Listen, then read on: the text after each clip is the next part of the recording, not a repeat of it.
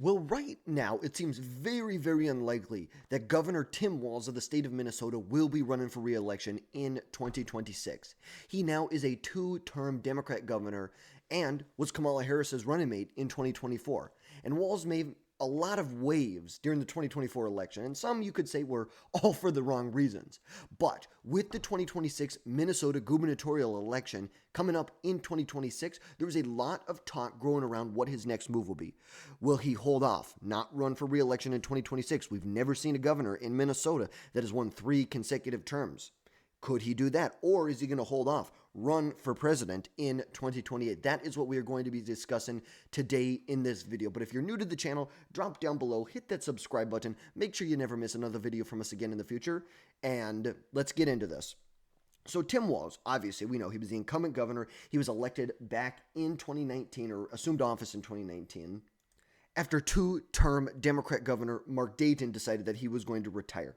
Now, he won that initial election back in 2018 by a relatively decent margin. He won by about 11 points. Obviously, this was during the midterms. There was definitely a wave against Republicans. We saw in Minnesota that there was a pretty big wave against Republicans, especially if you look on the House side. Democrats flipped Congressional District 3, Congressional District 2, and they barely held on to Minnesota's 7th Congressional District. Obviously, Republicans flipped too, but still, there was a pretty big wave against Republicans in that election year.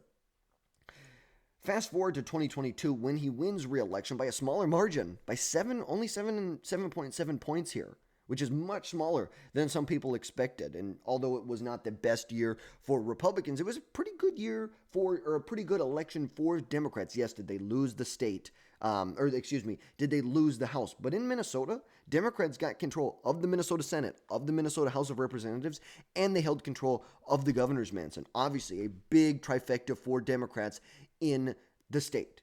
But now it seems very, very unlikely that Tim Walz is going to run for re-election in Minnesota in 2026. Obviously, earlier this year, he said he was not going to run for Minnesota's open Senate seat. But now Tim Walz has been on a nationwide tour, really because he has his eyes on the White House. And he's not hiding it in the slightest. Because since the Harris-Walz ticket tanked in 2024, where they lost all 7 swing states, they lost the popular vote, they lost the Electoral College, they lost everything. Walz has been crisscrossing the country speaking at Democratic events from California to Iowa to South Carolina. And there was a lot of reports, especially one from the Washington Post, that he is coast-to-coast appearance as really the clearest signs yet that he is eyeing the 2028 Democrat presidential nomination. And it's very fair to say, and we've made other videos on this, that Tim Walz is the most, I don't want to say ambitious, but he's been the most active Democrat so far in the 2028 race. This guy's everywhere. He's going to Montana. He's going to California. He's going to Nevada. He's going to Iowa. He's going to Ohio. Even earlier this year, there was a couple articles this was from Politico. He was going across, this was just back in March. This is only 2 months after Trump was inaugurated. He was all over the place. He was in Iowa, Ohio, Wisconsin. He was in Eau Claire. There was tons of events everywhere. The guy was crisscrossing the entire state, taking a much different approach than his running mate Kamala Harris, who has kind of disappeared. She gave like one speech to some Australian real estate agents. It's just super, super weird how she's taken the loss relative to how Walz is taking everything here. But this is the clearest sign that we have that he wants to run. And he is even going after other Democrats that could potentially run. Tim Walz in California, he was at the California Democrat Convention over the weekend and really made some big waves talking about transgender kids, transgender athletes, and started to go after Gavin Newsome because Gavin Newsome said it is deeply unfair. Earlier this year, he said it was deeply unfair for transgender females to compete in female sports, which is very understandable. And Tim Walz takes that basically saying that we are abandoning these kids. We are abandoning them. Someone has to stand up for these kids. You know what? They're not being abandoned. They have plenty of people who are advocates for them. Let's not lie about this. There's plenty of advocates for transgender youth. Plenty of them. But it doesn't mean that you're going to take over female sports. It's just not going to happen. It's not going to happen. And it's kind of weird that he's jumping on the 20 side of an 80-20 issue here. And the same thing with like immigration and the deportations. Polling numbers show that Americans support deportation. Like over 60% of Americans support deportations right now. Way more than they supported it during Donald Trump's first term, after Biden let in tens of millions of illegal migrants through the border. He just let them pour through the border. And so why is it that it's like, are you that dumb to pick the 20 side of all these 80-20 issues? And like, yes, does Tim Walz have a national profile? Sure. You could say he's got a national profile. But his national profile is not good. You are the losing vice presidential nominee. You lost to someone who you said was a fascist, who you called a Nazi, who, you said everything about this guy. You tried to put him in jail. You tried to bankrupt his businesses. You did all these things to Donald Trump. And you still lost to him. So what does that say about your party? What does that say about what you represent? But I do think that Walz is doing a halfway decent job. I'm not going to lie. I think he's doing a halfway decent job trying to position himself as the party leader. Not just a state level leader in Minnesota, because like we said, a third term in Minnesota would tie him down. It would limit his ability to campaign nationwide. And there was already reports out of Minnesota. Tim Walz said on John Tester's podcast recently that he didn't get the things done. He didn't. He said, I know my job and I didn't get it done. Well, here's a newsflash. He's not getting things done in Minnesota either. This report right here shows that it's been only 2 weeks since the 2025 legislative session ended, with lawmakers not completing one thing they were required to do by the state constitution, like writing a new state budget.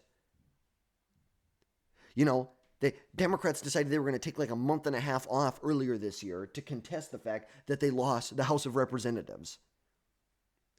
So you clearly can see he has fallen behind on his duties as a governor in the state. He clearly fallen behind on this. So what would it mean if he decides to run for re-election? It means it would tie him down again. It would keep him bogged down in Minnesota. There'd be more things he'd have to worry about in the state. And that's why exactly I believe he's going to run in 2028. And you can even see it with some of his messaging, talking about how Democrats need to get tougher.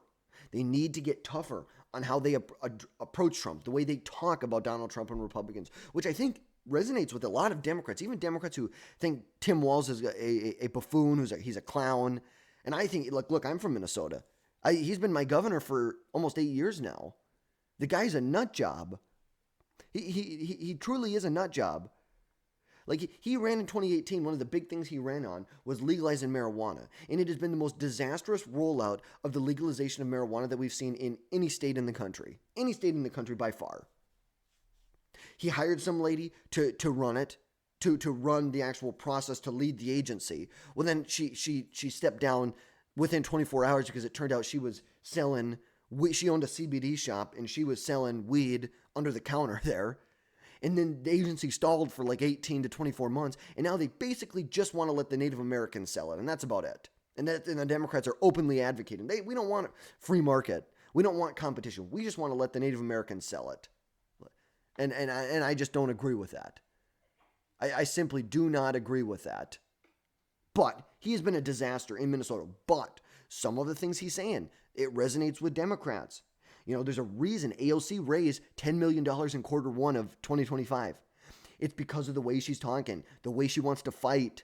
That's what is resonating with Democrats. Now, I think it's a losing strategy, but still, recognize reality here. That is what rank and file Democrats want. I don't think he's going to be the nominee. I think he'll lose in 2028. If somehow this guy gets the nomination, he will get crushed in the general election. But I think he will get crushed in the primary. No chance that this guy is getting through a primary. But that is going to wrap things up for today, folks. As always, drop down below, hit that subscribe button. That's the best way to support our channel. Help us reach more and more people. And don't be afraid. Tell a friend. Share this video with someone. Let us know what your thoughts are down below.